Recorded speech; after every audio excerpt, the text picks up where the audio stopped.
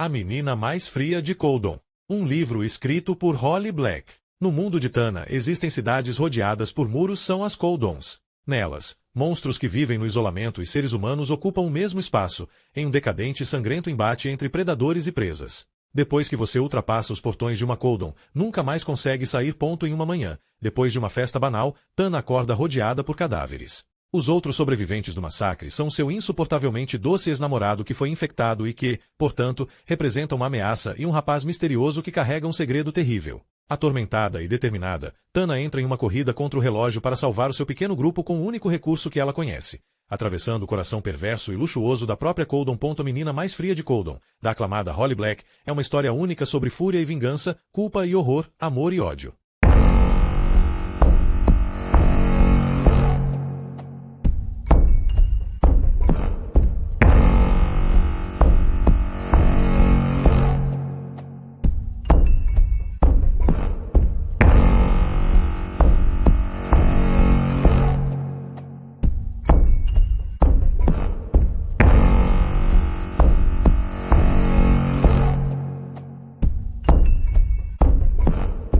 Capítulo 16.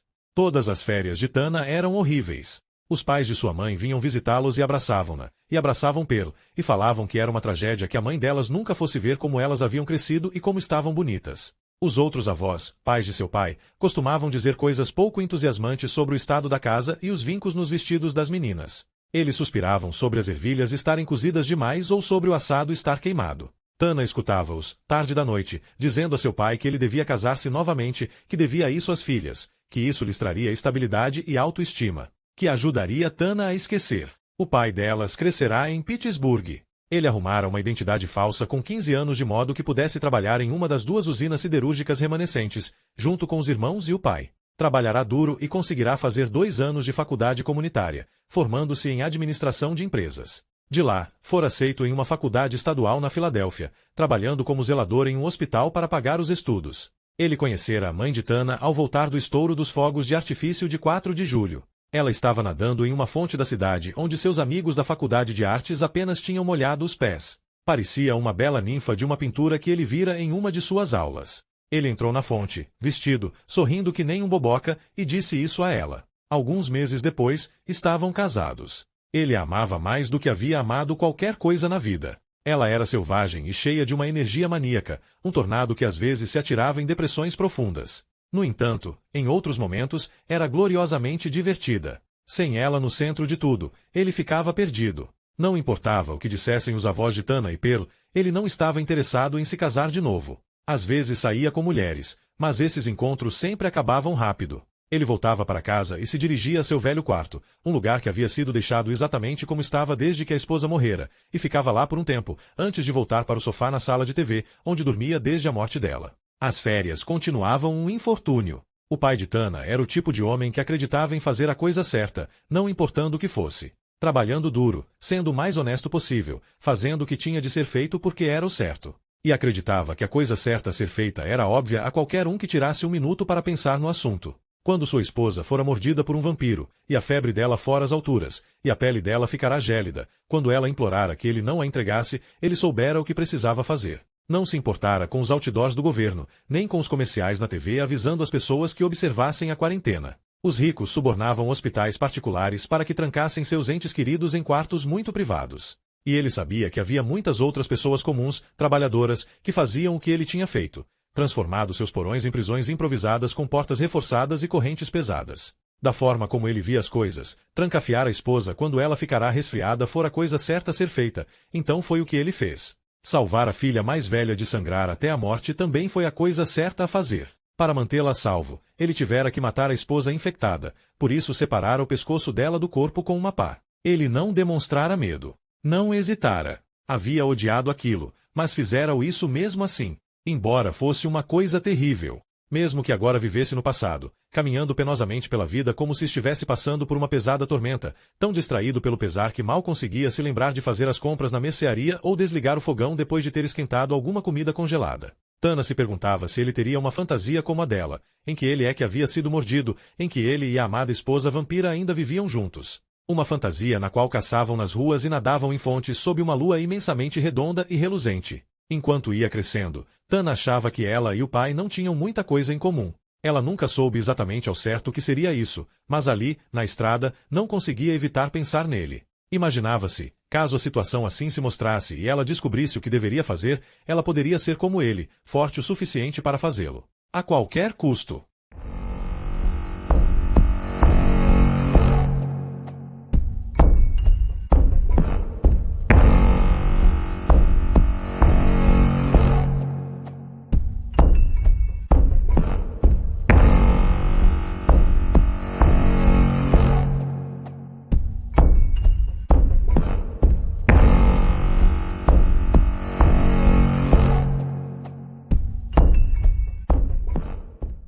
Capítulo 17.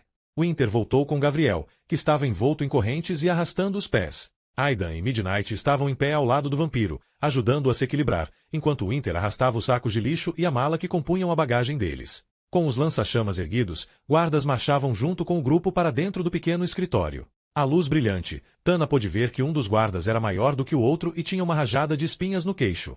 O segundo tinha penugens acima dos lábios, o início de um bigode loiro. Eles não estavam mais dando risada. Pareciam alertas e chocados por terem de fazer aquilo, como se semanas tivessem passado desde a última vez em que viram alguma ação, e talvez meses desde que tiveram de lidar com um vampiro de verdade. Gavriel estava com a cabeça baixa, os cabelos nos olhos, porém, quando ele a viu, ergueu o olhar e abriu um largo sorriso, como se estivesse curtindo muitíssimo o momento. Ela o analisou uma vez mais, com a camiseta preta repuxada e justa no peito, a forma como a calça jeans que ele usava tinha o cós baixo nos quadris, o firme olhar vermelho. Tana deu-se conta de que aquelas roupas não eram dele. Não caíam exatamente bem nele, porque pertenciam a alguma outra pessoa. Provavelmente tinham sido roubadas de outra pessoa. Provavelmente, alguém morto. Nada daquilo era dele. O coração de Tana espancava-lhe o peito. Ela pensou no colar com o fecho quebrado no fundo da bolsa, nas notas aleatórias de dinheiro e nas botas novas dele. Quantas pessoas teria ele matado desde que escapara da jaula? O espinho de Istra, sua mente lhe dizia. Este é o espinho de Istra. Muitas. Ele havia matado muitas e muitas e muitas e muitas pessoas. Midnight também estava sorrindo, de braço dado com Aidan, como se eles estivessem indo a uma festa. Ela jogou os cabelos azuis para o lado, e Winter olhou para Tana, com os lábios pressionados um no outro, como se estivesse segurando as palavras que queria dizer. A funcionária de cabelos grisalhos atrás do balcão pegou um cartão plástico do cordão que pendia em seu pescoço, debaixo da blusa.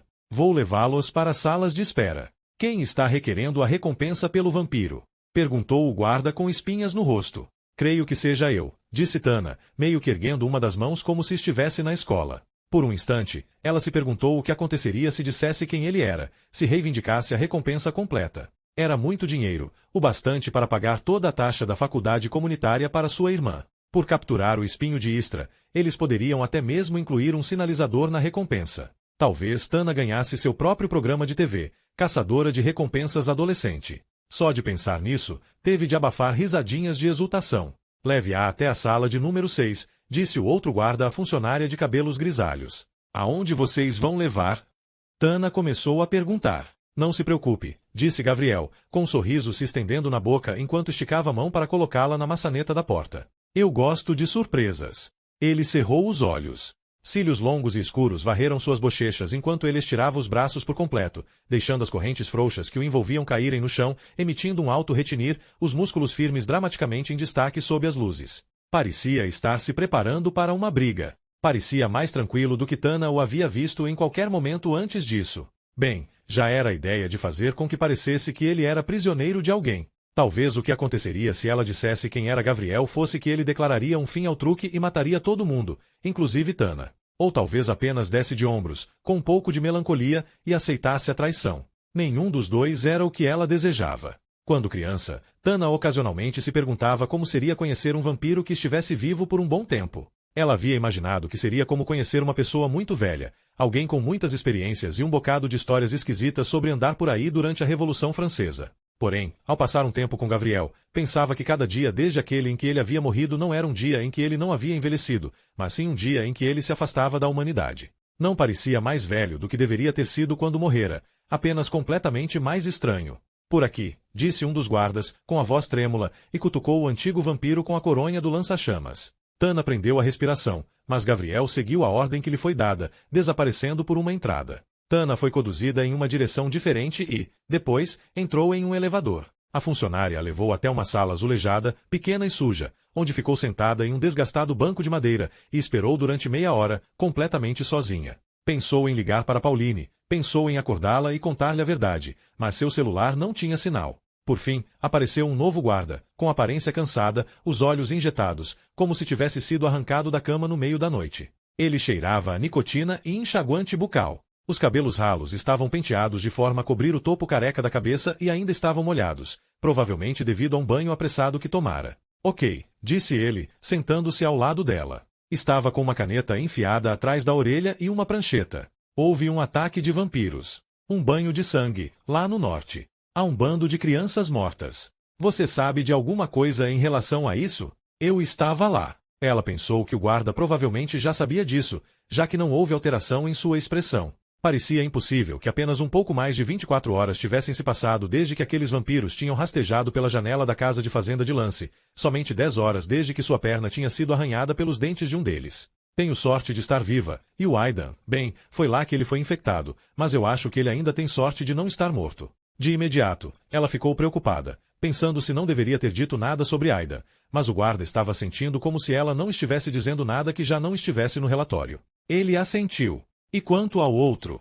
Ela começou a responder, mas então pensou no pedaço de papel amassado em seu bolso e no que Gabriel havia lhe dito antes de eles serem parados pelo primeiro guarda. Diga a eles que sou como vocês. Diga a eles que vocês me conhecem. Que sou como vocês, um de vocês. Da festa. É claro. Ele estava se escondendo em plena vista. Era por isso que viera com eles. Era por isso que ele os estava ajudando. Porque entraria sorrateiramente em Coldon como se fosse apenas algum vampiro recém-transformado, uma criança. Não queria que ninguém soubesse que ele era a lenda assassina do cemitério Père Lachaise. A imagem dele rindo, coberto de sangue, veio até Tana de novo, sem que ela invocasse, junto com a forma como ele havia aberto um largo sorriso para ela na frente dos guardas do portão. Talvez matar todo mundo neste prédio fosse a ideia dele de diversão, mas fora até Coldon com algum propósito. Propósito este que exigia que ninguém soubesse que ele estava vindo. Oh, Gabriel? Ele é um garoto de uma escola particular aí que estava na festa, foi infectado, bebeu um pouco do meu sangue e se transformou. Nós não sabíamos aonde mais ir, então eu trouxe os dois de carro até aqui. Foi ideia deles se entregarem. Tana assentiu. Eles não querem machucar ninguém. Ela se perguntou se poderia estar embelezando um pouco as coisas. E quanto a Jennifer e Jack Gone? Eles disseram que pegaram uma carona com vocês lá na área de conveniência do Last Stop. Tana abriu um sorriso involuntário ao ouvir os nomes deles. Eram tão comuns, então, era exatamente o tipo de nome que Midnight desprezaria. Saber os nomes dos dois era como saber um segredo poderoso. Isso mesmo, respondeu. Eles pareciam legais, e tem algumas conexões de um fórum aí, então se ofereceram para nos ajudar a encontrar um lugar para ficarmos aqui dentro se dessemos uma carona a eles. E você está cometendo o mesmo erro idiota que eles. O guarda franziu o senho. Menina, você está em estado de choque. Sem sombra de dúvida, está sentindo a culpa do sobrevivente. Você não deveria estar tomando nenhum tipo de grande decisão agorinha mesmo. Por que não ligamos para os seus pais e pedimos para eles virem buscar você? Você pode pensar em entrar em Coldon depois, se for isso mesmo que quer. Vou receber um sinalizador, não? Tana ergueu o queixo. Não é como se eu não pudesse sair de novo. Seus amigos estão mortos. Eu entendo. Eu vi as fotos. Deve ter sido horrível. Mas aquelas coisas lá fora, elas podem se lembrar de terem sido humanas e podem parecer humanas, mas não são mais. Supostamente é quarentena lá dentro, mas é algo mais próximo de um zoológico. Até mesmo com o sinalizador, você teria que fazer um teste de sangue para que lhe permitam sair. Ninguém infectado sai, sob nenhuma circunstância. Nenhum infectado e nenhum sanguessuga saem de Coldon. Nunca. Nem mesmo com um sinalizador. E há um monte de gente grande bastante e mal o suficiente para cair matando em cima de você por esse sinalizador também. Há pessoas desesperadas lá dentro. Eu sei disso, disse Tana. Ele pigarreou, parecendo triste. Eu tenho uma filha da sua idade. Me diga por que você quer entrar em Coldon. Me dê um bom motivo e eu paro de te encher o saco. Provavelmente eu estou infectada, pensou ela. Isso calaria a boca dele. Mas ela não queria ver a forma como ele a olharia assim que tivesse dito essas palavras, como se já estivesse morta. Tana inspirou fundo. Não é tanto que eu queira ir, disse, tentando juntar as palavras de forma que pudessem transmitir uma espécie de versão da verdade, uma resposta honesta que ela não tinha dado nem a si mesma. Não, isso não está certo. Há uma parte de mim que quer, sim. Minha mãe foi mordida e aqui estou eu, seguindo o caminho do que teria acontecido se ela tivesse sido transformada. Estou curiosa. Eu quero ver. Ela puxou a manga para cima, mostrando a ele a cicatriz no braço, a pele manchada e descolorida, a carne desigual. Eu acho que, agora que estou aqui, sinto como se tivesse passado um bom tempo me dirigindo até este lugar sem saber. E tudo aquilo era verdade. Não era a história completa, mas Tana tinha esperanças de que fosse o bastante para convencer o guarda de que nada que ele falasse a convenceria a não ir para Coldon. Espere aqui, disse o homem, depois de um bom tempo. Ele se levantou e saiu pela porta, fechando-a com força atrás de si. Ela se perguntou se aquilo seria sua avaliação psíquica. Ouvirá algo sobre isso, sobre como as pessoas teriam de demonstrar sanidade bastante para conseguir dizer o que fariam e por quê, para que as autoridades permitissem sua entrada em uma Coldon. Antigamente, era necessário ter carteira de motorista, mesmo que suspensa, ou um cartão de identificação emitido pelo Estado dizendo que a pessoa tinha mais de 16 anos, mas agora não era mais assim. Eles facilitavam cada vez mais para que as pessoas abrissem mão de suas vidas, para que seus vizinhos pudessem ter a ilusão de segurança. Tana ficou sentada na pequena sala, olhou para o celular e ficou vendo os minutos passando e a aurora se aproximando. Quando a porta se abriu, a funcionária de cabelos grisalhos do escritório da frente estava atrás dela. Vocês estão carregando algum contrabando? Perguntou ela a Tana, entrando na sala e apalpando-a como fazem os seguranças em aeroportos para ver se a pessoa dispara o detector de metal. Tana não sabia ao certo o que a funcionária considerava proibido, mas não estava carregando muita coisa. Ela balançou a cabeça em negativa. Depois de um instante, a mulher assentiu e entregou a ela um pequeno envelope de papel manilha, com uma faixa em volta. Aqui estão o seu sinalizador e os documentos que dizem que você tem a recompensa exclusiva por um vampiro. A funcionária virou-se e fez um movimento para que Tana a acompanhasse. Além disso, seus documentos para cancelamento do registro. Entendeu?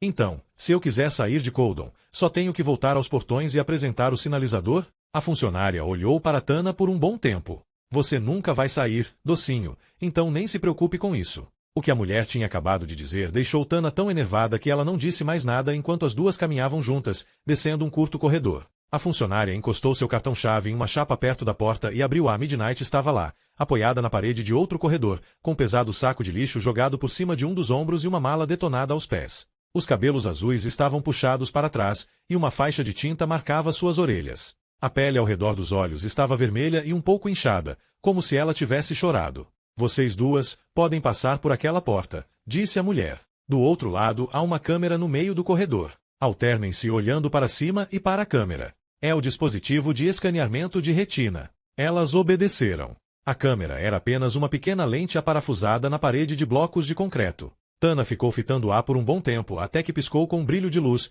depois foi andando mais para frente na sala. Assim que Midnight entrou atrás dela, a porta se fechou com um som forte e rápido de vento soprando e, em seguida, um clique metálico. Hermetica, pensou Tana.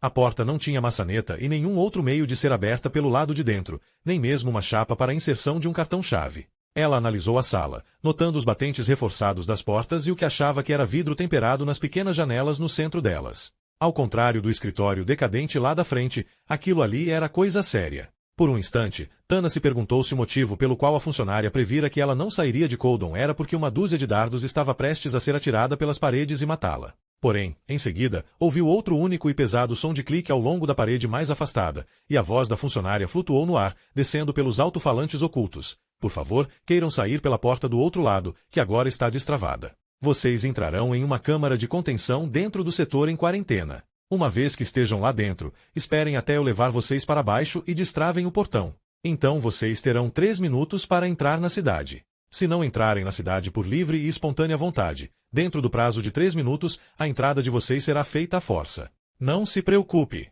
Gritu Midnight. Nós mal podemos esperar para cair fora deste inferno. Tana soltou uma bufada de desdém e as duas compartilharam um sorriso, exaustas. Então ela foi andando até a porta do outro lado e a empurrou. Porém, ao tocar nela, a porta se abriu e deu para uma jaula suspensa acima de Coldon.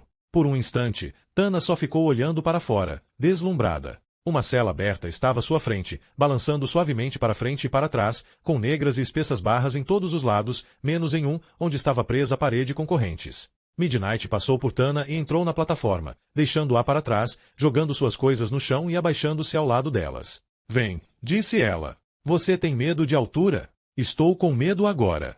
Tana inspirou fundo e lançou-se na plataforma, que oscilou um pouco, trepidante, fazendo com que Midnight se agarrasse às barras e voltasse os olhos arregalados para Tana. Ignorando a garota, ela tentou seu melhor para não olhar para o lado.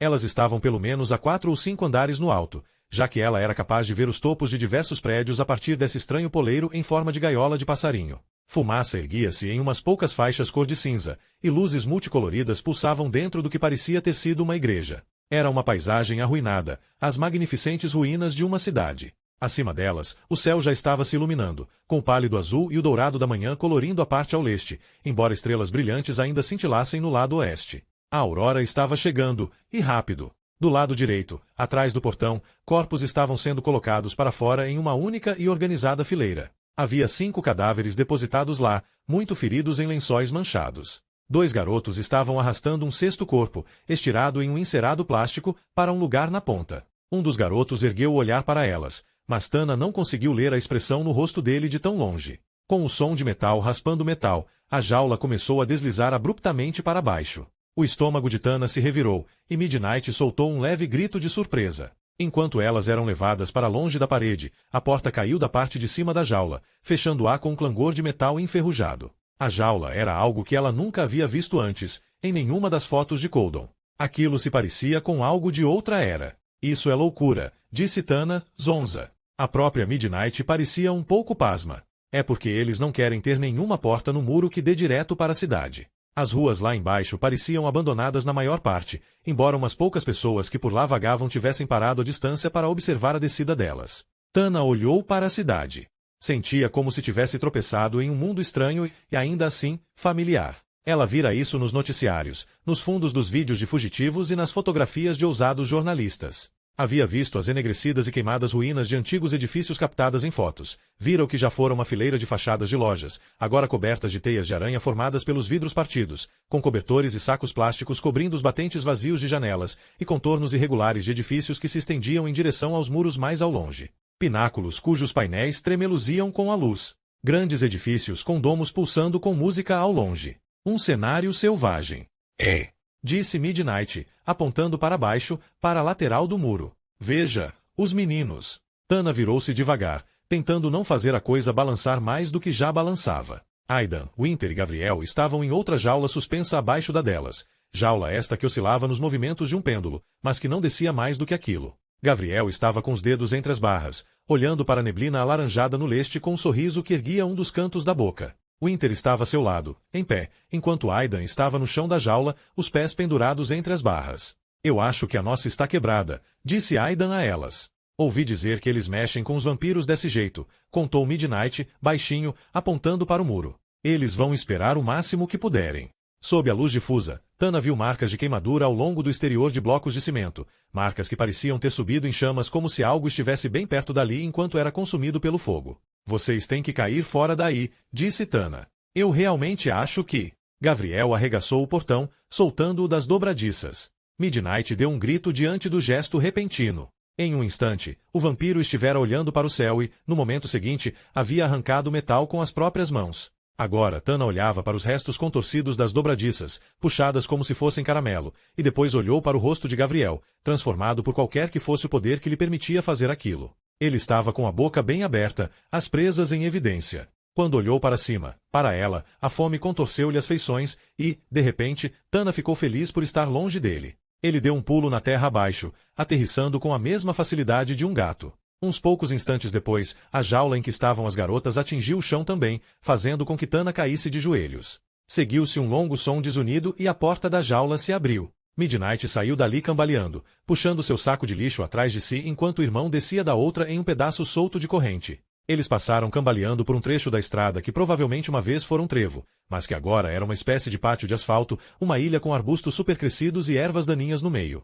Aidan foi atrás deles, caindo, desajeitado. Ele se levantou e se limpou com as mãos, olhando para trás, para o muro, com horror, como se a realidade da situação tivesse acabado de cair sobre ele. Rápido, disse Midnight, puxando o irmão para que ficasse de pé. Venham. Nós temos que sair daqui. Aonde estamos indo? Perguntou Aidan enquanto corria. Ele esticou a mão para segurar na de Tana, que aceitou o gesto. Foram correndo atrás de Midnight e Winter. As ruas tinham sido pavimentadas fazia um bom tempo, mas agora estavam rachadas, com poços profundos. Tana tinha de tomar cuidado com cada passo enquanto se movia, tão rápido quanto se atrevia, dando pulinhos depois de Aida. Ela olhou para trás uma vez, para ver se Gavriel ainda estava com eles. O rosto dele estava inexpressivo. Ele deve estar com muita, muita fome, pensou ela. Muita, muita, muita fome. Das janelas das casas, por detrás de cortinas, venezianas e persianas, eles estavam sendo observados. Observados enquanto passavam aos tropeços por montes de lixo,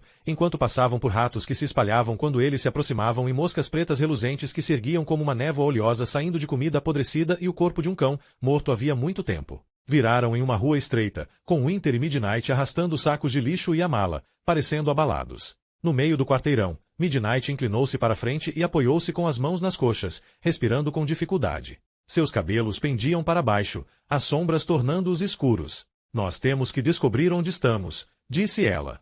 A Aurora está chegando, avisou Tana, soltando Aiden.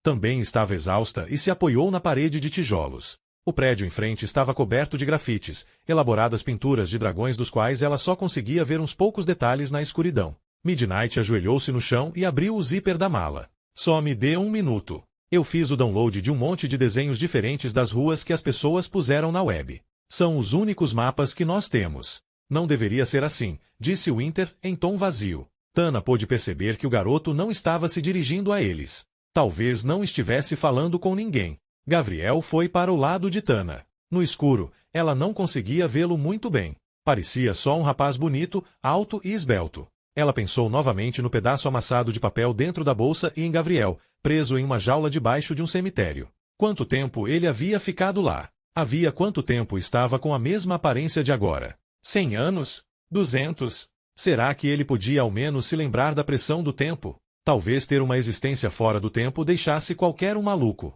Eu tenho que ir, disse Gavriel, empurrando os cabelos pretos acinzentados para trás e olhando para Tana com a total sinceridade dos bêbados ou dementes. Você vai se cuidar, não vai? Esta cidade está faminta. Você vai agora? Tana lhe perguntou. Deveria ter ficado aliviada, sabendo o que ele era e do que era capaz, mas não queria que ele se fosse. Só pensar em ficar sozinha com Aida, Midnight e Winter deixava-a cheia de uma ansiedade indescritível. É quase alvorada. Você nem mesmo sabe aonde está indo. Ele sorriu, um sorriso de verdade, do tipo que garotos de verdade abrem para garotas de verdade. Faz um bom tempo desde a última vez que alguém se preocupou comigo. À frente deles, Midnight estava olhando para seu tablet. O brilho da tela iluminava-lhe a face por baixo, como se ela fosse contar uma história de fantasmas. Eles têm um amigo, começou a dizer Tana. Eu tenho um amigo também, disse Gavriel.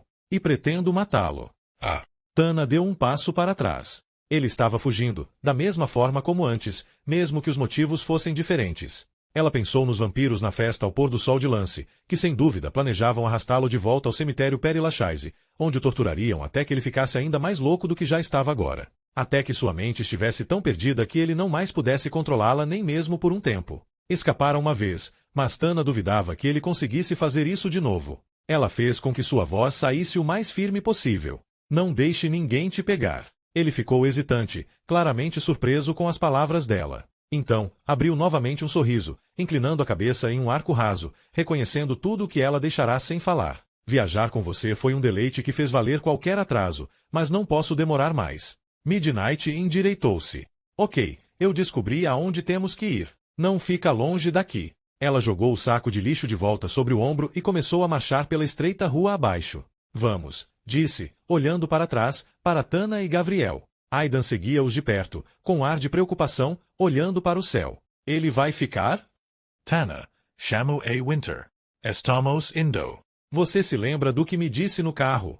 Diz Tana a Gavriel. Os favoritos da morte não morrem. Eu não sou nenhum favorito. Quando ele proferiu essas palavras, sua expressão ficou diferente. Os dedos se fecharam no ombro dela. Os olhos reluziam como gemas enquanto ele se curvava na direção dela. Mas me permita ter uma última coisa que não mereço. Por um instante, ela se encolheu automaticamente para trás, pensando que ele a morderia. Então, pasma, deu-se conta de que isso não era, de jeito nenhum, o que ele pretendia fazer. Os lábios dele roçaram os dela de leve, como se estivesse lhe dando uma chance de empurrá-lo para longe. Ela apertou os olhos, fechando-os, para bloquear de sua vista a coisa terrível que estava prestes a fazer, e puxou mais para junto de si. Ela não deveria querer isso. Quando ele a beijou novamente, Tana ofegou junto à boca gelada dele, prendendo o fôlego por tempo demais, visto que ele não precisava respirar, sua língua deslizando junto à dele, roçando os dentes afiados.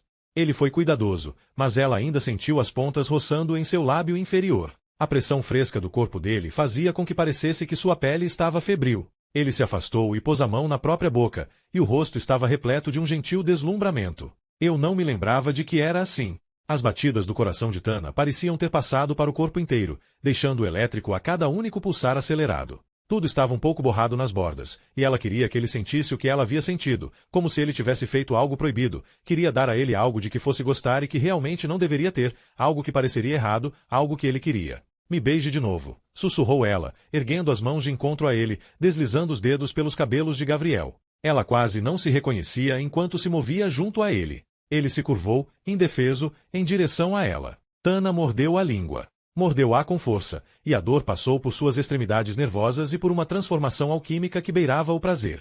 Quando sua boca se abriu sob a dele, estava inundada com sangue que se acumulava ali. Ele gemeu ao sentir o sabor do sangue dela, os olhos vermelhos ficando arregalados de surpresa e de algo que parecia medo. As mãos dele seguravam os braços dela, enquanto ele empurrava o corpo dela para trás, de encontro à parede de tijolos, mantendo-a no lugar. Fora cuidadoso antes, mas não estava sendo agora, enquanto lambia a boca de Tana, e ela estava tão maravilhada quanto aterrorizada com isso. Ele a beijava com ferocidade, selvageria, os lábios dos dois deslizando juntos com fervor contundente. A dor em sua língua tornou-se um latejar distante. Seus dedos afundavam-se nos músculos das costas dele, os corpos pressionados tão juntos que ele deve ter sentido todos os saltos na respiração dela, todas as batidas estremecidas de seu coração. E, tão receosa dele quanto estivera, Tana, naquele momento, tinha ainda mais medo de si mesma. Gabriel afastou-se dela cambaleando, os lábios avermelhados. Limpou a boca no dorso da mão, o sangue dela manchando-lhe a pele. Contemplando-a por um bom tempo com algo semelhante a horror, como se a estivesse vendo pela primeira vez, ele disse, "Você é mais perigosa do que o nascer do sol." Antes que Tana pudesse responder, ele entrou nas sombras que se estendiam e sumiu.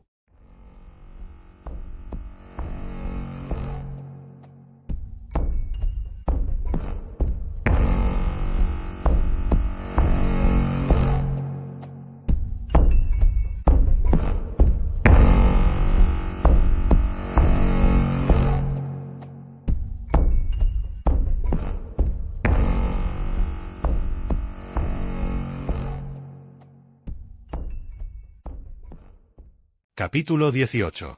Quando Gabriel era jovem, a Rússia estava chegando ao final de sua era de ouro. A revolução estava a caminho, mas a aristocracia fingia que não, exagerando no champanhe e falando com seu francês perfeito em seus salões dourados. Os livros daquela época glorificavam a nobreza do suicídio, a decadência deliberada e a romântica melancolia. Aos 20 anos, Gabriel, que então se chamava Gavril, havia herdado a boca voluptuosa e os olhos cintilantes do avô, mas não parecia estar vivendo à altura de tal herança. Ele era o filho do meio, com uma irmã mais nova chamada Kátia, brilhante e pungente como um diamante na coroa imperial, e um irmão mais velho chamado Alexander, que vivia em constante débito com a decadência. Alexander era um bêbado, apostador e mulherengo, cada um destes um hábito custoso em si. Combinados, eles ameaçavam levar a família à bancarrota. O pai deles, o Vicomte, estava havia 3 anos no túmulo quando a mãe deles implorou que Gabriel conversasse com o irmão e o persuadisse, com paciência, a ser mais razoável em sua libertinagem. No entanto, era impossível convencer Alexander de qualquer coisa que lhe fosse uma inconveniência, agora que ele havia herdado o título e todas as terras que vinham com ele. "Você é o bom irmão", dizia Alexander. "É preciso que haja apenas um desses em uma família, não acha? 2 é indecente. Eu troco de lugar com você, se quiser, Sasha", disse Gabriel. "A irresponsabilidade é o destino do filho mais novo." Alexander não dava ouvidos a nada disso. E, na verdade, Gabriel estava distraído demais para argumentar mais com o irmão. Ele havia se apaixonado por uma garota chamada Rosa, que conhecera através da irmã de um amigo. Rosa tinha olhos de âmbar e uma massa de cabelos de um loiro escuro, cor de mel e trigo sarraceno. Quando ela havia olhado com timidez na direção dele daquela primeira vez, a moça tivera um meio sorriso na boca, e ele descobrira que mal conseguia respirar. Mais tarde, não conseguia bem se lembrar do que eles haviam falado, apenas que ficará desesperado para seduzi-la. Por incrível que fosse, parecia ter sido bem-sucedido. Ela concordara em deixar que ele a cortejasse. O pai da moça, o frio proprietário de uma fábrica, tinha mais de uma filha para casar e parecia achar que o título e as conexões de Gabriel eram o bastante para a escassez de suas finanças. O amor tomo conta de Gabriel como nada antes. Estava embriagado de paixão. Escrevia longas cartas a Rosa, nas quais desavergonhadamente roubava versos de Tchutchel 8 para descrever os olhos dela. Ele persuadiu a mãe a deixar que desse a Rosa o anel de safira que, em vez disso, poderia ter sido vendido. Assumiu um novo interesse por suas roupas, de súbito ciente de todos os punhos e bainhas gastos dos casacos. Quanto mais tempo durava a corte, menos Alexander a achava divertida. Você está bancando o tolo por causa da filha de um mercador, dizia ele antes que Gabriel saísse andando da mesa. Uma coisa é casar-se com ela pelo dinheiro que tem, mas, agindo como age, você a honra demais. Talvez tivesse sido isso o que motivara Alexander. Talvez ele quisesse o irmão mais novo responsável, cauteloso e sem graça de volta. Ou talvez meramente achasse que, já que Gabriel não conseguia ver como estava bancando o tolo, Alexander faria dele um tolo maior ainda, grande o bastante para fazer com que ele enxergasse. Por qualquer motivo que fosse, Alexander tentou e foi bem-sucedido em seduzir e corromper Rosa. Ela chorava enquanto explicava, sentada em um sofá coberto de seda, implorando que Gabriel não ficasse zangado, que ela e o irmão dele nunca deveriam ter se apaixonado. Gabriel ficou sentado, completamente imóvel. Dentro dele agitava-se tamanho turbilhão que ele temia, caso se movesse, esmagar todos os móveis no recinto, rachar todos os painéis de todas as janelas até que não houvesse nada além de lascas reluzentes do que a sala tinha sido. Em vez disso, ele reclinou a cabeça e riu, uma risada longa e cruel que não parecia sair do garoto que Rosa havia conhecido. O riso irrompeu como chamas de dentro dele, de algumas brasas que ele sempre tomara cuidado para nunca atiçar. Você é uma tola, disse a Rosa, e ficou observando enquanto ela saía aos tropeços da sala de visitas, voltando a olhar para Gabriel como se ele fosse o traidor. Ela iria até Alexander agora, pensou ele. Por longos momentos, ficou ali sentado, com o olhar fixo na parede, desejando acalmar-se. Por fim, levantou-se, pretendendo sair da casa. No caminho, pelo corredor, passou pela biblioteca, onde Rosa estava ajoelhada no chão, com as massivas saias do vestido empilhadas a seu redor, as mãos cobrindo-lhe o rosto. Aleca estava afastando com desdém, dizendo-lhe que ele nunca haveria de se casar com uma garota que já havia se provado infiel. Ela havia entendido errado. Ele não lhe prometera nada. Meramente quisera saber que tipo de esposa seu irmão escolheria para si.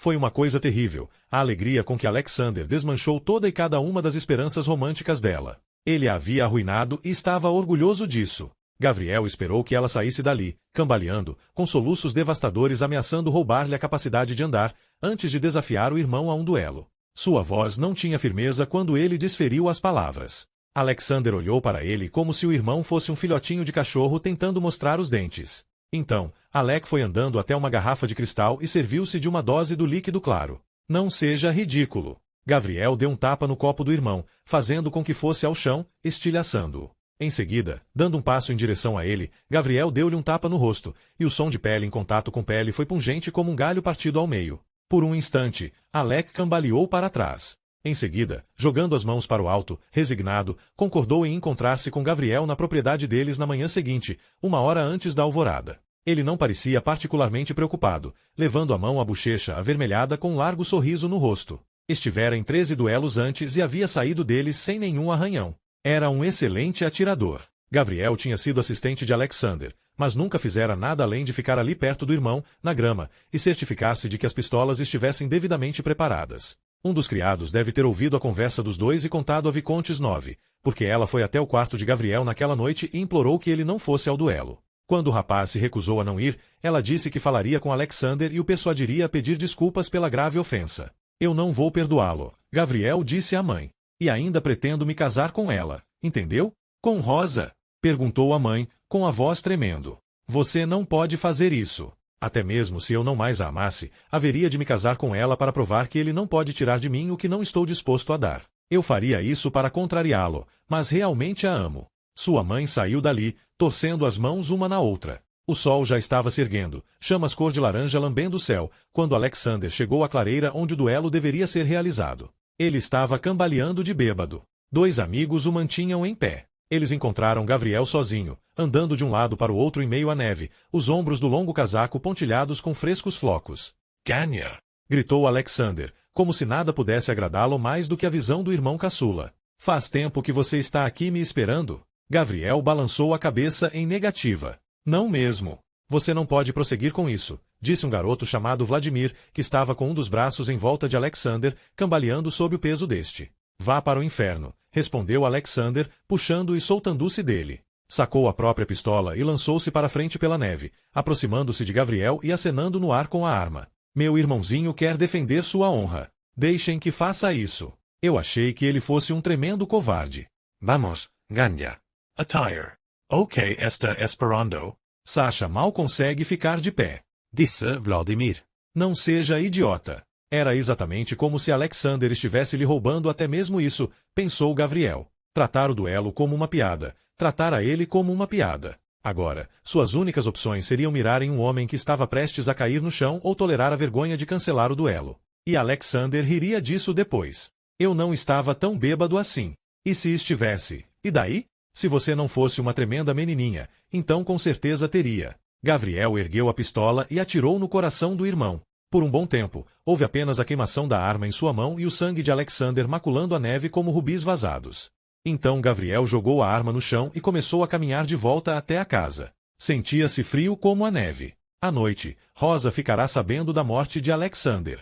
Ensandecida com o pesar, ela se jogou em um rio gélido e afogou-se. A mãe de Gavriel, tendo perdido um filho, recusava-se a perder o outro. Ela deu a Gavriel as joias que ainda não tinham sido vendidas e mandou a Paris, onde as autoridades russas não poderiam prendê-lo. Lá, em Paris, ele realizou a promessa da boca voluptuosa e dos olhos apaixonados. Realizou a promessa de seu sangue.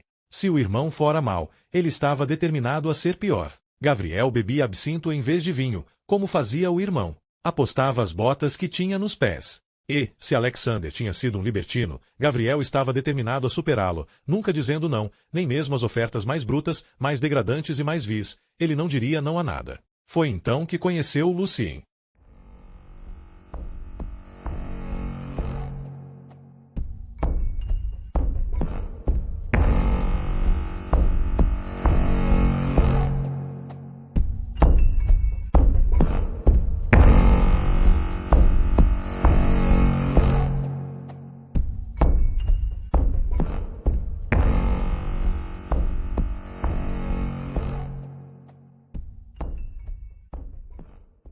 Capítulo 19. Com as sobrancelhas erguidas, os lábios meio que em escárnio, Aidan estava observando Tana da boca da viela. Midnight tinha um sorriso afetado no rosto, olhando para o celular, passando o polegar em algo na tela, enquanto Winter os fitava com raiva ao lado dela. A rajada de ar pegou os cabelos dos irmãos, que sopraram ao vento como duas chamas do mais profundo céu azul.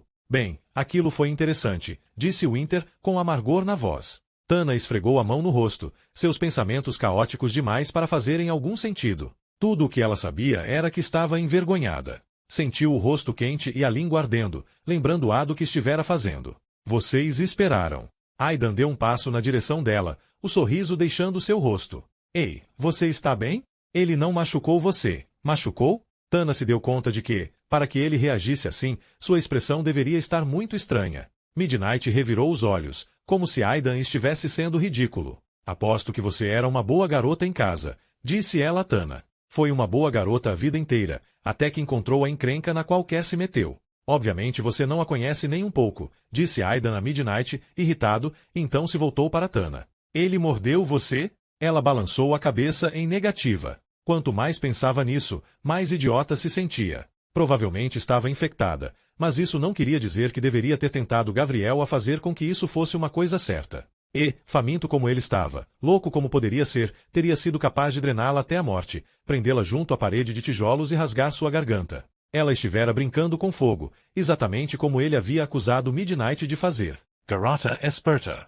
Você brinca com fogo porque quer se queimar. Com esse pensamento, uma sensação de exaustão recaiu sobre ela. Eles tinham conseguido chegar além dos portões de Coldon, e Tana estava tentada a se deitar em meio aos dejetos, fechar os pesados olhos e fingir que não havia mais nada no mundo. Havia feito o seu melhor para proteger o mundo do que ela e Aidan se tornariam, e, agora que isso havia sido feito, o desespero assentava sobre seus ombros. Ela não queria estar infectada. Não queria pensar no gosto do próprio sangue, nem sobre como, se sugasse com força o bastante a própria língua, o sabor surgiria fresco em sua boca. Ela esfregou a cicatriz no braço e pensou em como deveria ser a sensação de pressionar os dentes sobre a pele, sobre o que sua mãe tivera de fazer para rasgar um braço. Ela se deteve no ato inconsciente de levar o próprio pulso para junto dos lábios. Winter soltou um suspiro e pegou-a pelo cotovelo, guiando-a rua abaixo. Tem certeza de que ele não mordeu você? Você está agindo de um jeito estranho. Eu estou bem. Só não pensei, sabe? disse ela por fim, tropeçando ao longo da calçada de concreto rachado ao lado dele e sorrindo com um pouquinho de culpa. Eu não achei que eles sequer pudessem gostar desse tipo de coisa. O canto do lábio de Winter curvou-se. Com certeza, parecia que vocês... Ok.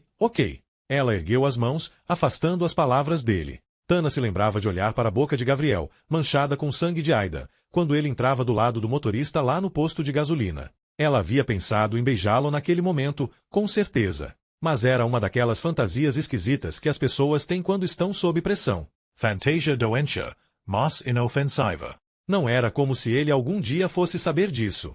Você não assistiu às transmissões? Winter lhe perguntou, em um tom mais gentil. Vampiros gostam de qualquer coisa e de tudo que evite que eles fiquem entediados. Qualquer coisa e tudo. Ela balançou a cabeça mais uma vez, afastando a conversa com um movimento que acabou se tornando um tremor. Eu tenho fotos de vocês dois, pombinhos, disse Midnight, em uma voz cantada, estendendo o celular. As fotos não estavam claras, eram apenas imagens de duas formas escuras apoiadas uma na outra, o contorno das têmporas e os dedos dele nos cabelos dela. O brilho causado pela luz em uma janela acima provavelmente havia afetado os sensores de luz da câmera. Você provavelmente deveria deletar isso, disse Tana, envergonhada, esticando a mão para pegar o celular. Mal dá para ver alguma coisa aí. Ah, não, eu acho que não devo, não. Midnight riu, saindo do caminho de Tana a dançar, claramente satisfeita porque sua provocação havia surtido algum efeito. Enquanto você estava ocupada se despedindo dele, eu encontrei um lugar para nós que não fica muito longe daqui. Meu amigo Rufus tem uma toca em uma das mais renomadas ruas daqui. Wormwood, 10. Tana assentiu, tentando sorrir. Ela decidiu que precisava dormir. Dormir muito, muito mesmo. Vai na frente, disse Aida, cuja pele estava com um brilho estranho, e ele parecia pálido, como se o sangue estivesse resfriando dentro dele, como se a calidez do corpo logo se tornasse algo que apenas poderia ser roubado de outrem. Havia uns poucos carros estacionados na calçada. Um deles abrigava uma mulher enrolada em um edredom no banco traseiro, entre sacos de lixo. Será que estava viva? Tana não podia ver a coberta se erguer nem descer. Outro carro estava sendo queimado alegremente, fazendo com que uma fumaça preta subisse ao céu. Tana passou por duas garotas que seguravam uma à outra, claramente vindas de uma festa. Uma delas tinha glitter verde cintilando nos cabelos, e a outra estava usando os restos rasgados de um vestido de lantejoulas douradas. Estavam descalças, pareciam ter perdido os sapatos. Ambas tinham ferimentos e marcas de agulhas que subiam pelas panturrilhas até as coxas, desaparecendo sob as bainhas dos vestidos. Ambas tinham expressões estupefatas de alegria enquanto caminhavam, cambaleando. A umas poucas quadras de distância dali, alguém começou a gritar. Um instante depois, outro grito juntou-se àquele, e mais outro. 3 vozes, cada uma delas distinta, cada uma subindo e descendo em um grito contínuo que formava uma melodia infernal. As garotas descalças cambalearam, olharam na direção de onde vinham os sons e depois continuaram caminhando, uma falando baixinho com a outra. Midnight mordeu o lábio inferior, sugando a bolinha de um piercing de prata para dentro da boca. Balançou a cabeça. Aidan fechou os olhos, parecendo sorver o som. Vamos, disse Tana, virando em uma rua estreita e cheia de lixo espalhado, seguindo na direção dos gritos antes que pensasse melhor nisso. Isso é exatamente o que há de errado comigo, disse a si mesma enquanto caminhava. Se houver encrenca, eu vou direto até ela. Você tem certeza? Perguntou Winter, mas a seguiu mesmo assim. Várias quadras depois, eles chegaram a uma encruzilhada com um grande quintal. Uma multidão de humanos havia se reunido em volta das beiradas, e algumas das pessoas portavam flores brancas. Havia 3 vampiros ajoelhados bem no meio da estrada, debaixo de um semáforo quebrado. Um homem, uma mulher e uma garotinha, guinchando enquanto a luz do sol os queimava. Seus cabelos estavam em chamas. A carne estava ficando enegrecida e começando a cair em pequenos pedaços, como tinta das tábuas de uma velha casa. Por baixo, a pele parecia carne viva e estava vermelha, como se eles fossem feitos de brasas e não de músculos e ligamentos. Dentro de instantes, os gritos haviam ficado quase guturais, e então o ruído diminuiu. 2 pessoas da multidão aproximaram-se a alguns centímetros dos corpos, e a mulher vampira ficou em pé, desajeitada. Tana viu um lampejo de presas antes que a vampira caísse de novo em uma pilha de fumaça e vapor pretos. Uma onda de suspiros ergueu-se da multidão, e umas poucas pessoas recuaram.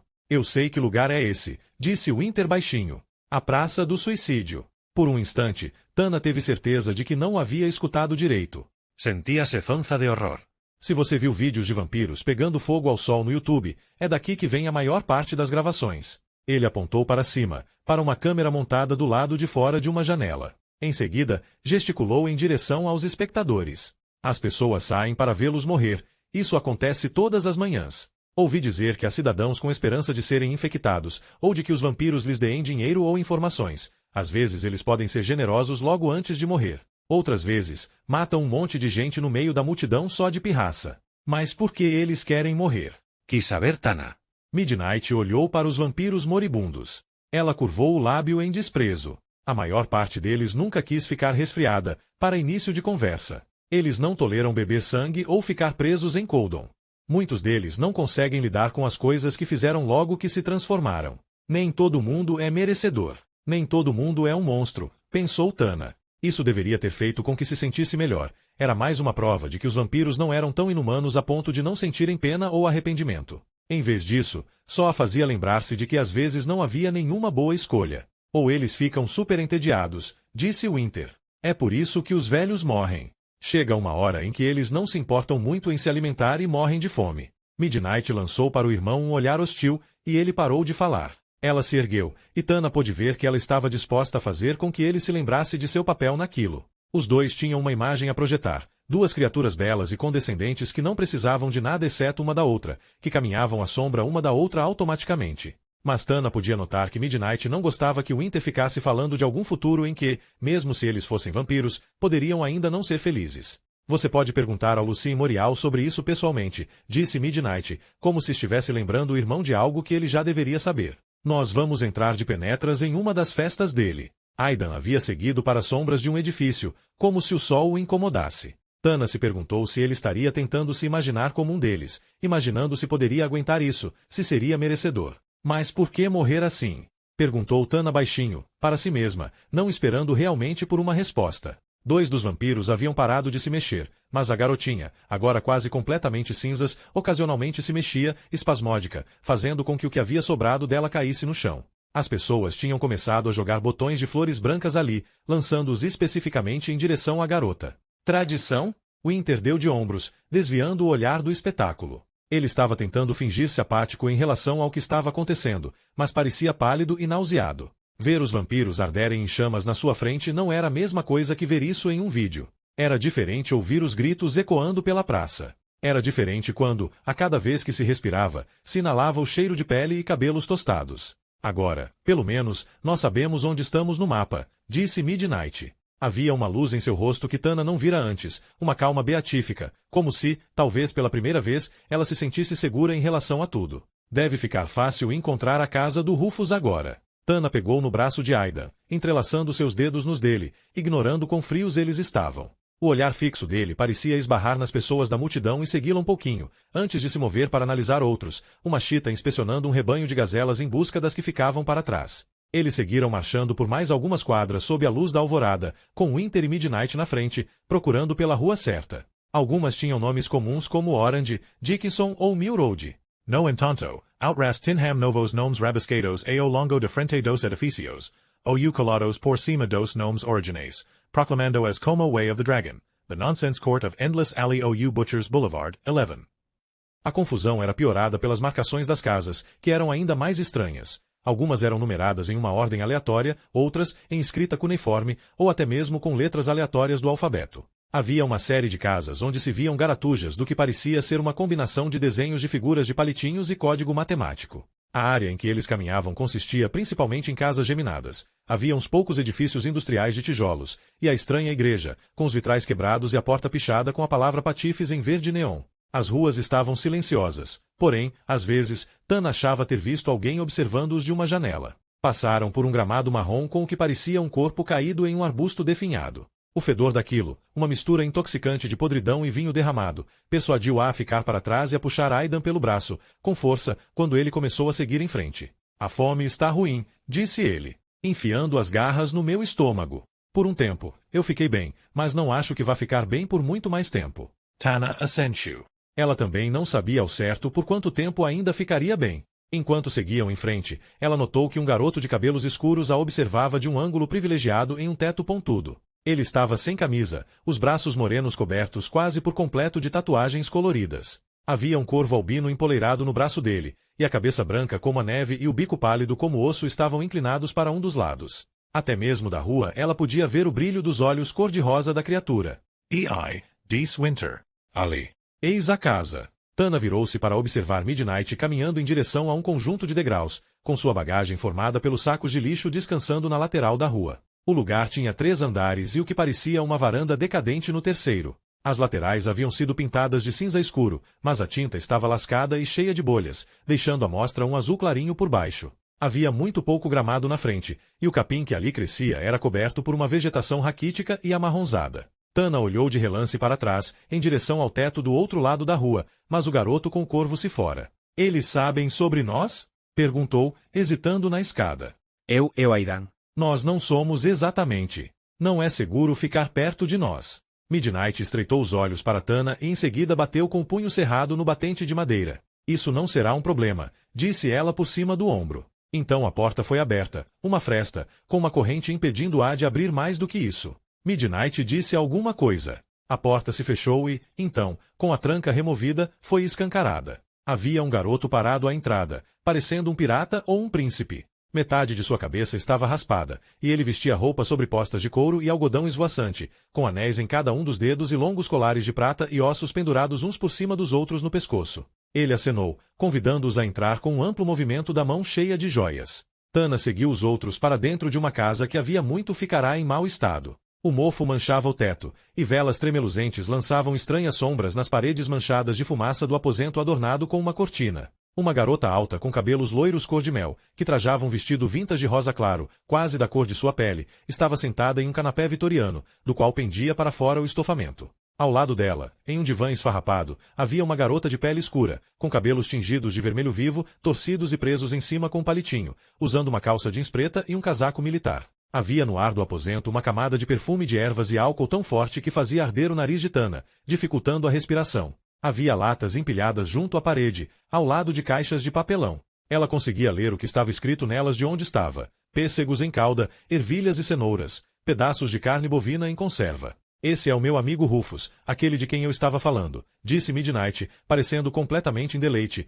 colocando a mão no ombro do garoto que tinha metade da cabeça raspada. Ele sorriu para ela. Sejam bem-vindos, pessoal, disse Rufus. Fiquem à vontade. Midnight foi caminhando até o sofá e reclinou-se nele como se fosse uma rainha malévola. Ela esticou um dos pés com sapatilhas para indicar as pessoas, passando pelo joelho da garota alta e então apontando com o dedão do pé para a outra. Estas são Cristobal e Zara. Zara e Cristobal, esses são Tana e Aidan. Aidan abriu um largo sorriso para as meninas, mas continuou perto da porta. Winter voltou para fora a fim de trazer para dentro o restante das coisas deles. Arrastou para o interior da casa os pesados sacos de lixo de Midnight e jogou-os no chão ao lado dos dele. Depois colocou também no chão a mala dos dois, ao lado dos sacos plásticos. Obrigada por nos acomodarem, disse Tana, cautelosa. Esta casa é de vocês? Quis saber, Aidan. Muito deliberadamente, ele foi andando até as escadas e sentou-se no degrau, cerrando as mãos em punhos. É nossa agora, respondeu Cristobal. Aqui há um monte de lugares abandonados. Você só tem que escolher um e invadir. O Bill Story mora na casa ao lado, disse Zara, arqueando-se para a frente. Ele vem fazendo transmissões ao vivo desde que a cidade entrou em quarentena. Eu sempre quis conhecê-lo, disse Midnight, sonhadora. O intrépido repórter. Até mesmo Tana tinha ouvido falar em William T. Villingham, um roteirista de histórias em quadrinhos que ficará preso atrás dos portões, escolher um nome fácil de ser lembrado, abrirá a mão da ficção e voltará-se para a reportagem em estilo de documentário, apresentando relatos do que realmente estava acontecendo dentro da cidade em quarentena. Seus amigos da literatura tentaram tirá-lo dali, mas William dera os 2 sinalizadores que eles haviam lhe enviado, um depois do outro, a pessoas que ele dissera serem mais merecedoras e que não teriam outra chance de serem libertadas. Cínicos clamavam que ele nunca tinha sido tão famoso quanto era em Coldon e que tiraria o máximo proveito disso. Segundo estes, ele estava comprando uma autobiografia. Os fãs diziam que ele era o perfeito exemplo de como pessoas comuns e valentes poderiam realmente ser quando a vida lhes apresentava uma situação diferente do esperado. Tana havia visto gravações dele antes, um cara de óculos com uma aparência comum. Eu nunca consigo me decidir se tenho sorte ou não por ter visto isso, dissera ele. Tana pensou no sinalizador que tinha na bolsa e não conseguiu se imaginar abrindo mão de sua única chance de cair fora dali, por nada no mundo. Ela se perguntou havia quanto tempo Rufus, Cristobal e Zara estavam em Coldon, invadindo casas e postando sobre suas aventuras, sem se preocupar com o futuro. Imaginou se havia algo em relação à cidade que fazia com que as pessoas quisessem ficar nela, apesar de tudo. É claro que, visto que a maior parte das pessoas estava presa ali, não importava se queriam ou não ficar. Tana pensou em Pauline, dormindo em sua tenda no acampamento de teatro. Estaria acordada? Em algum momento, alguém de lá de casa ligaria para ela para contar o que havia acontecido. Ou ela entraria na internet e veria fotos, leria relatos. Então ela perceberia que Tana havia telefonado para ela depois do massacre, que havia telefonado e mentido. Por um instante, o peso de tudo o que acontecerá no último dia caiu sobre os ombros de Tana. Winter cruzou a sala e sentou-se no chão, ao lado de Midnight, descansando a cabeça no joelho dela. Eles pareciam uma dupla combinando de figurinos elegantes de punk rock. Vocês dois são exatamente como achei que fossem, disse Rufus, olhando com apreciação para os dois. Que nem nos seus vídeos. Vocês não estão com nem um pouco de medo, nem mesmo estando no meio deste lugar, não é? Midnight balançou a cabeça, fazendo uma pose deliberada. Sinto como se, depois de uma longa jornada, tivéssemos finalmente chegado em casa. Os outros deram risadinhas, mas Tana pôde ver que estavam impressionados com Midnight. Christobel olhou para Tana e deu uns tapinhas amigáveis no assento ao seu lado. Você parece tão cansada. Vem, senta. Está segura aqui. Tana cruzou o chão e empoleirou-se na ponta do divã, que cheirava a poeira, e o cheiro foi estranhamente reconfortante, lembrando-a de lojas de livros usados, de procurar entre as prateleiras e encontrar velhos livros de mistério com capas engraçadas. Ela soltou o ar de uma vez só e inclinou a cabeça para trás, erguendo o olhar para o candelabro pintado com uma mistura de vermelho e preto, com o latão original à mostra em alguns lugares. Ela se deu conta, de repente, de que eles haviam conseguido. Estavam dentro de Coldon, ainda eram humanos e até mesmo tinham um lugar onde dormir. Zara levantou-se do sofá. Todos vocês devem estar morrendo de fome. Nós não temos muita comida, mas me deixem trazer o que temos. Pega um pouco de bebida, já que vai até lá, disse Rufus. Pega você mesmo, respondeu ela e saiu andando. Rufus deu risada, chamando-a de alguma coisa que Tana não conseguiu captar. Tana ergueu um sorriso na direção do candelabro, escutando enquanto eles se provocavam em tom de brincadeira. Imaginou-se deitada em sua cama, no próprio quarto, com fios de luzes decorativas pendendo acima e pinturas cafonas feitas com estêncil na parede, compradas da Legião da Boa Vontade. Pensou em Pero no outro quarto, assistindo à terrível televisão com o volume quase no talo. O pai delas voltaria para casa e então os três jantariam juntos. Imaginar-se lá, de volta em casa, fazia com que ela se sentisse muito estranha, confortável e claustrofóbica ao mesmo tempo, como se tivesse ficado maior quando todo o resto havia permanecido pequeno. O pai havia lhe dito para deixar Perla em paz, mas Tana tinha que se despedir da irmã de alguma forma. Depois de um instante, foi até a janela e tirou uma foto da vista dos muros de dentro de Coldon sob a luz do começo da manhã. Então, redigiu o texto para enviar junto com a imagem. Coldon é uma porcaria e eu amo você e estou bem. Esperava que Perla fosse gostar disso. Esperava que Perla entendesse. Uns poucos minutos depois, Ara estava de volta com uma grande bandeja prateada, contendo um sortimento de comidas aleatórias. Azeitonas pretas, fatias de laranja mandarim, picles de beterraba, milhos baby, ostras defumadas ainda dentro da lata, um bloco de queijo em formato irregular e um grande pedaço de pão velho, levemente queimado. Tana colocou 3 azeitonas na boca, junto com uma espiga de milho ao vinagrete. Rufus pegou um punhado de copinhos de um armário e uma garrafa com um líquido amarelado e levemente turvo. De costas para os outros, despejou o líquido nos copos e então levou as doses para todo mundo, como se fosse um mordomo. Tana pensou, abruptamente, no jogo de beber que Aidan e ela haviam jogado na casa da fazenda, a dama ou o tigre. Não se lembrava de quem fora a ideia, apenas que seus amigos brincavam disso desde o primeiro ano na escola secundária, depois de lerem a história na aula de inglês. Ela se lembrava de Pauline em pé, cambaleante, na ilha de granito na casa de Raquel Meltzer, com um copo vermelho de bebida na mão, declamando um poema de origem desconhecida. Havia uma jovem dama de Níger que sorria cavalgando em um tigre. Elas voltaram de uma cavalgada com a dama lá dentro e o sorriso na face do tigre. O que é isso? Quis saber Aidan, erguendo o copo na luz e franzindo o senho. Você sabe como eles fazem pruno na cadeia? Disse Zara. Bem, essa é a nossa especialidade de Coldon, nossa própria bebida, que nós mesmos produzimos. O bom e velho açúcar branco, levedura de padaria e água. Nós passamos a mistura em um alambique, engarrafamos e vendemos. Tana cheirou seu copo de bebida, o que fez os pelos do nariz arderem. Rainha, ela escolheu em silêncio e bebeu. Imediatamente, começou a tossir. Aidan ergueu as sobrancelhas. Que gosto deveria ter isso? Gosto das bolas de Satã, respondeu Rufus e todos deram risada. Ele ergueu o copo. A valentia, porque é preciso ser valente para beber isso. Christobel e Zara viraram os delas. Depois, foi a vez de Aidan. Depois, de Midnight e Winter. Todos se encolheram, e Zara gargalhou selvagemente. Desce queimando, disse Rufus. E continua queimando, acrescentou Aidan, mas estava sorrindo. Por um instante, Tana sentiu-se zonza. Um calafrio atravessou-lhe o corpo e ela foi lembrada da infecção que estava à espreita em seu sangue. Eu tenho o oposto de uma febre, pensou, mas afastou tal pensamento da cabeça. A comida era esquisita, mas era comida. Ela se estufou com aquilo, mastigando o pão e espalhando fatias de laranja mandarim nele como se fossem geleia. As doses também começaram a ser viradas com mais facilidade, embora, quanto mais bebesse, mais onza se sentisse. Depois do terceiro copo, ela forçou-se a ficar em pé. Eu acho que é melhor eu me deitar. Não estou me sentindo muito bem.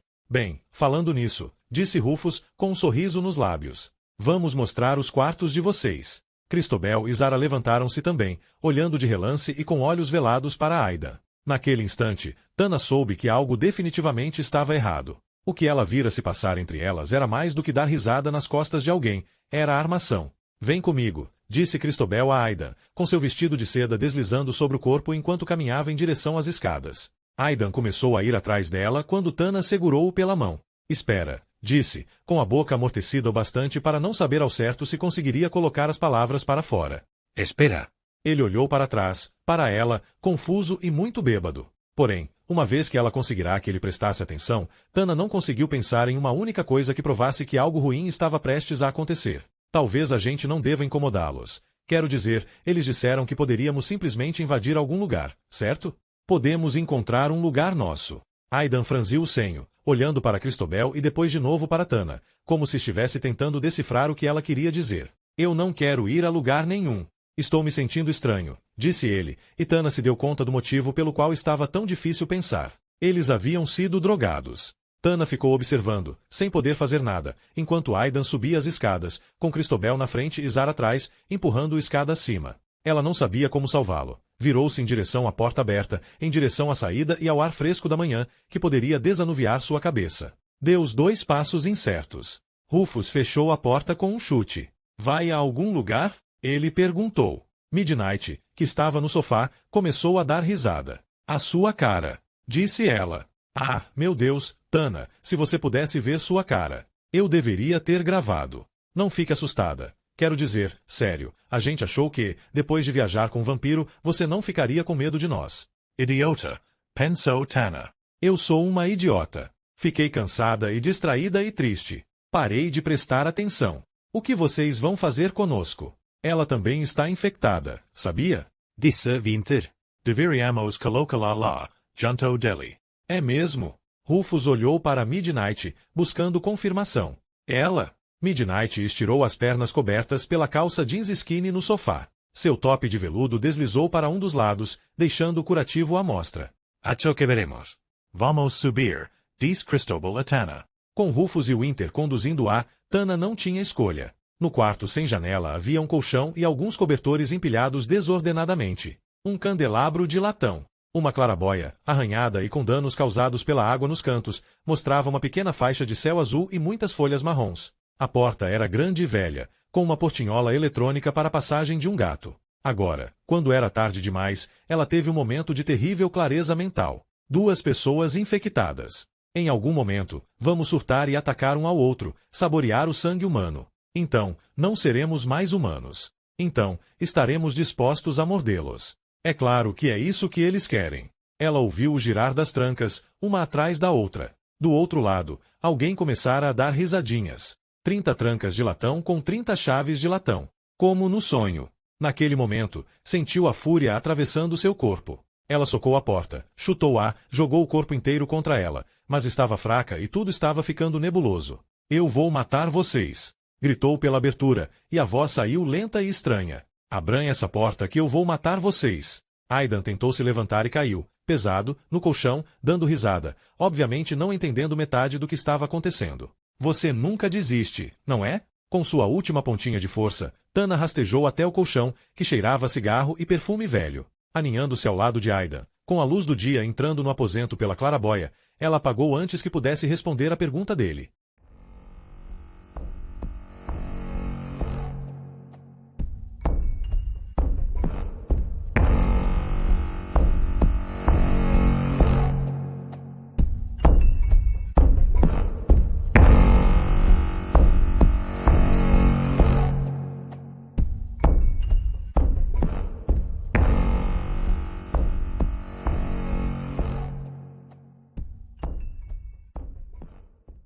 Capítulo 20.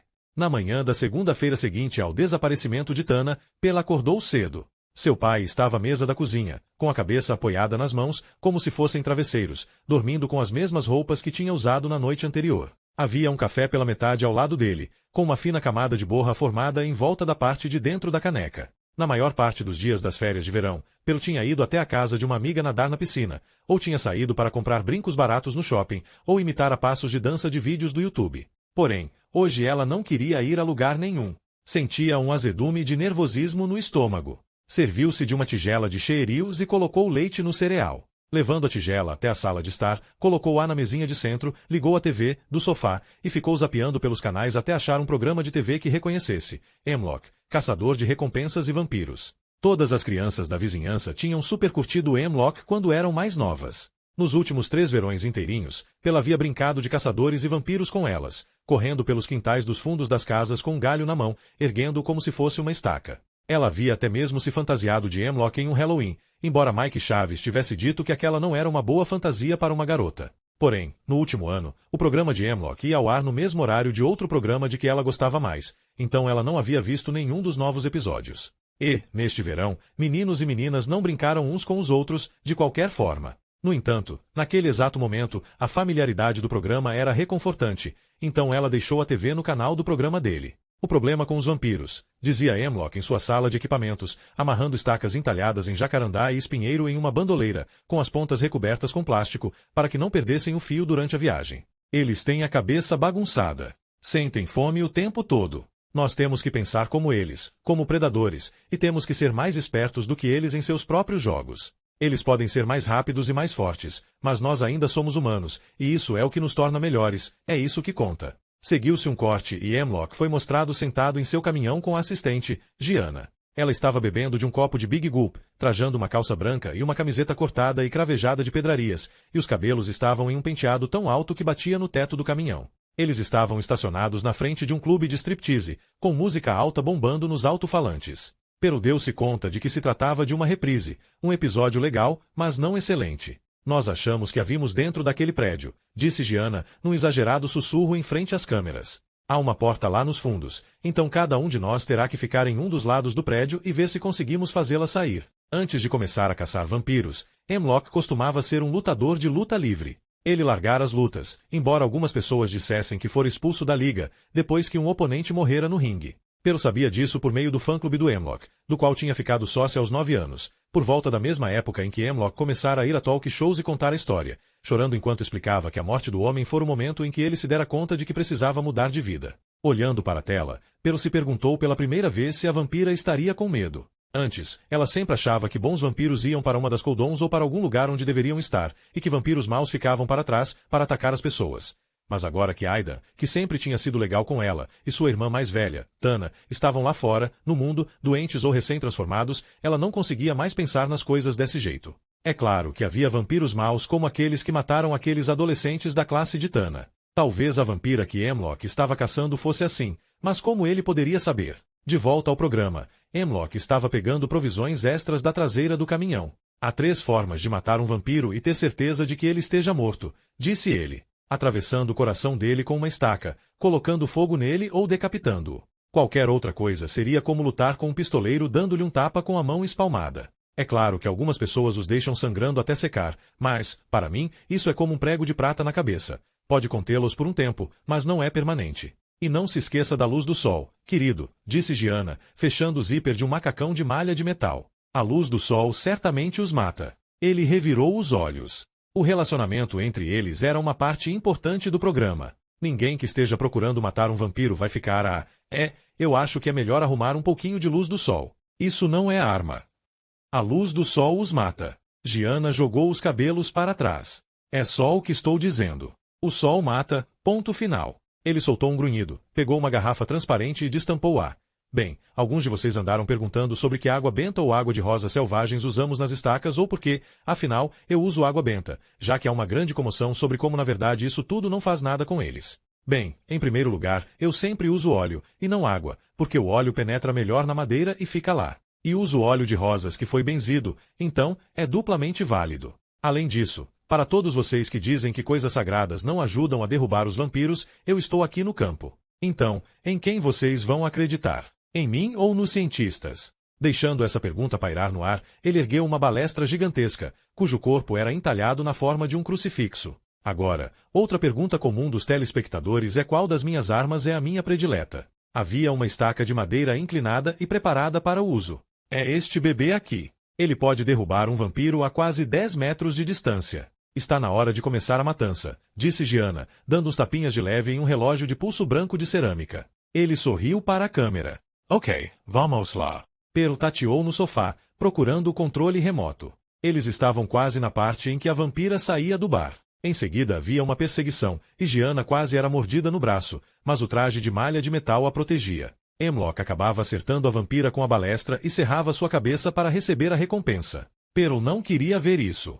Não agora, depois de tudo que a polícia havia dito sobre sua irmã, não quando seu pai havia voltado da loja de ferragens com ramos de rosas selvagens para as vergas das portas e das janelas e um grande maçarico que ele não explicou para que seria usado. Ela desligou a TV com um clique e abriu seu laptop, carregando a transmissão da festa de Lucien Morial. Seu pai odiava que ela assistisse a programas assim, em que os vampiros não eram apresentados como vilões, mas hoje ela não estava nem aí para isso. Levou mais uma colherada de cereal à boca enquanto a parte interna da mansão surgia na tela. Parecia algo saído de um conto de fadas, com papel de parede dourado adamascado e velas em castiçais presos nas paredes. Elizabeth, a consorte de Lucien, estava na tela, com os belos cabelos escuros puxados para trás em um coque e a frente do vestido molhada com sangue. Seu batom vermelho fazia com que as presas parecessem ainda mais brilhantes quando sorria. Lucien Morial, elegantemente vestido em tons creme, os cabelos como ouro entrançado, pegou-a nos braços e girou-a no ar. A boca dele ficou igualmente brilhante e manchada de sangue quando a levou para junto da dela. Perla abriu um sorriso. Era para lá que sua irmã estava indo. Tana viveria daquele jeito, como uma princesa em uma cidade distante. Talvez, algum dia, Perla pudesse até mesmo se juntar a ela. E, uma vez que tivesse feito isso, ela simplesmente sabia que tudo seria perfeito para sempre.